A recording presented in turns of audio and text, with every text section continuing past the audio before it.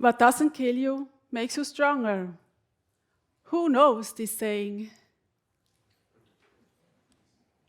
So I see quite a few hands up in the air. I assume most of you know it.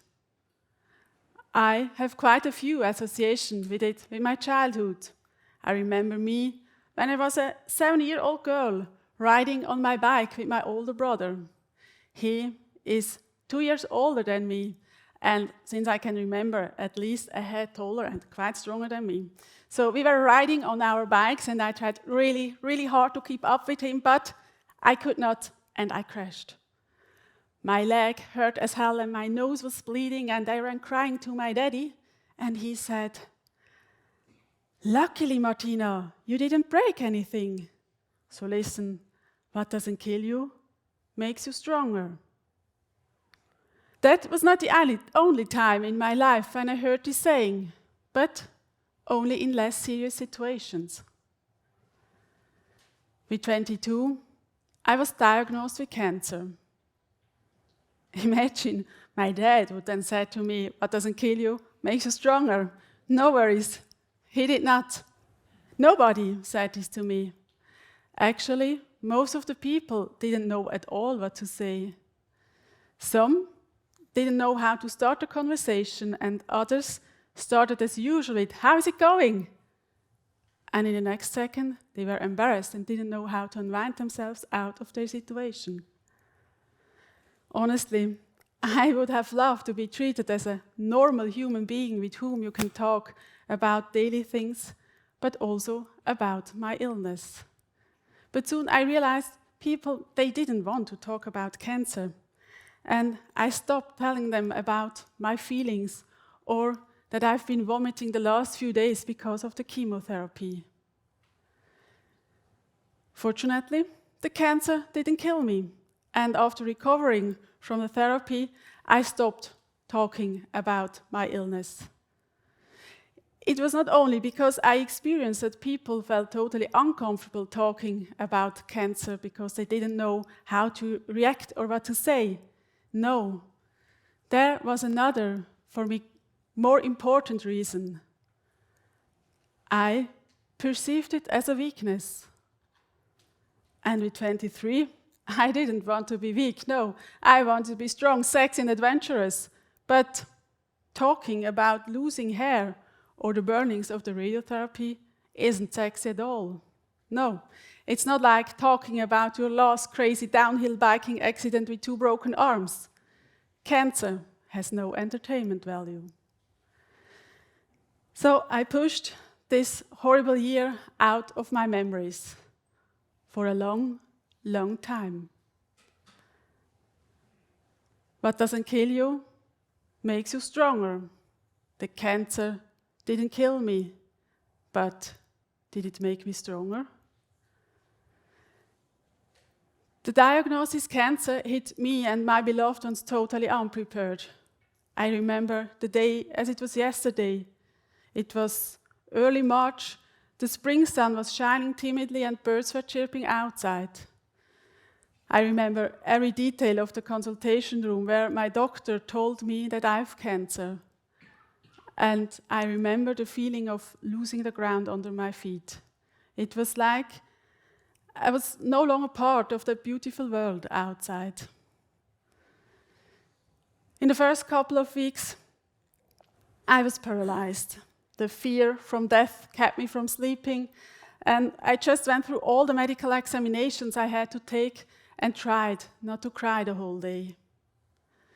I'll never forget the day when I went to the wig maker. It was a horrible experience for me. Not because of the wig maker, no, she was really nice to me. But the idea to wear hair from a stranger on my bald head felt somehow wrong. And I pretty soon decided not to wear a wig, but to wear nice and colorful headscarves instead. After the initial shock, I got into the fight mode. I just wanted to survive. And yes, sometimes I was also very, very angry with whatever or whomever was responsible for the cancer. And there were also many sad and desperate days where I kept asking myself, Why me? Why my family? Sometimes I even had a bad conscience because I did all that to my parents. The longer the chemotherapy lasted, the worse I felt. After the 4th round, I was so weak I could barely walk the 5 minutes home from the train station. And in these days, I realized I had to stop fighting. No, it was not because I was too weak to fight. No, I realized I had to believe in getting well. I had to believe that there is a reason for what I have to go through. That was for me the only way to survive. I had to see the cancer as an opportunity for whatever, which I didn't know back then. During this month, I read a lot about mental strength and about the idea that your thinking can influence your well-being. And I started with meditation. And then, after 9 months, I had made it. I could stop the therapy. I was full of optimism and gratitude because I've made it, although my body was really a wreck at that point of my life. It took me quite some time to recover from the therapy, and in these years I met a few interesting people who helped me to overcome the damages caused by the therapy. And I kept on with meditation. Yes, I was very eager also to maintain my friendships and enjoyed the time with my parents even more intensely. And every year in March, when the spring sun timidly warms the earth, I think back very consciously and just feel grateful because I'm still here. For those around me, the cancer was soon no longer a topic of conversation, and I told you, for me it was totally okay not to talk about it. Most of all, I wanted to catch up with all the things I've missed during this year of my young life. And yes, you will agree, cancer is really not a topic you want to chat about on the dance floor. What doesn't kill you makes you stronger.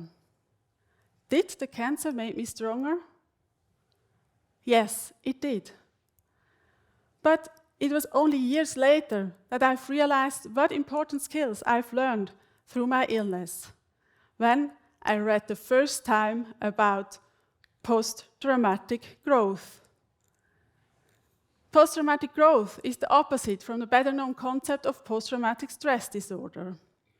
Post-traumatic growth describes the ability to grow personally out of a deeper crisis in life. The concept dates back to the 1990s. In a study with people who had overcome a trauma, researchers observed that 60 to 80% of the participants were able to grow personally out of the situation. They described a positive personal change in one of these 5 dimensions: higher appreciation of life, ability to build deeper relationships, personal strength, the openness to recognize new paths, and spiritual change. 2 of these 5 dimensions are till now very important in my life. Yes, it now sounds as it's a good thing to have cancer. No, of course, it's not. Not everyone is lucky enough to survive it, and not everyone has the gift to grow out of it. There are several studies that confirm the concept of post-traumatic growth also in different settings. For example, with survivors of sexual assault or with people who had lost their child or the partner. In all these studies, at around 50% of the participants experience post-traumatic growth. And there is one very important thing I want to share with you. Post-traumatic growth does not mean that there exists no grief or pain about the loss or the illness. No, these feelings can and do coexist. And yes, there are also critical voices about the concept of post-traumatic growth, critiques about the methods, the questionnaire, or the setting of the study. I'm not a scientist, and I don't dare to judge about one or the other side. I'm a survivor of a trauma and I can tell you, I experienced post-traumatic growth. So yes, what doesn't kill you makes you stronger. Thanks to my illness, I've grown personally and acquired many important skills. They support me not only in my role as wife, mother, and friend, no, they help me also to be a mindful and attentive teammate and leader. Why? Because I've learned to build deeper relationships. TEDxHWZ describes in his bestseller Humble Leadership the ability to build deeper relationships as a core skill for leaders in a fast-changing world. Deeper relationships are based on openness and trust. TEDxHWZ describes in many examples that leaders who maintain with their teammates deeper relationships are more effective and successful. I've learned how important it is to trust during my illness. I told you, there were not so many people with whom I could talk about my illness. It was the friends whom I trusted. Because I knew they would stand by me no matter what, and that they wouldn't judge me for my feelings. Today, I try to build trust in my team by talking about my feelings, about personal things, and also about my weakness. I give them the confidence that they can trust me. And another very important skill I've learned during my illness is the magic of open-mindedness.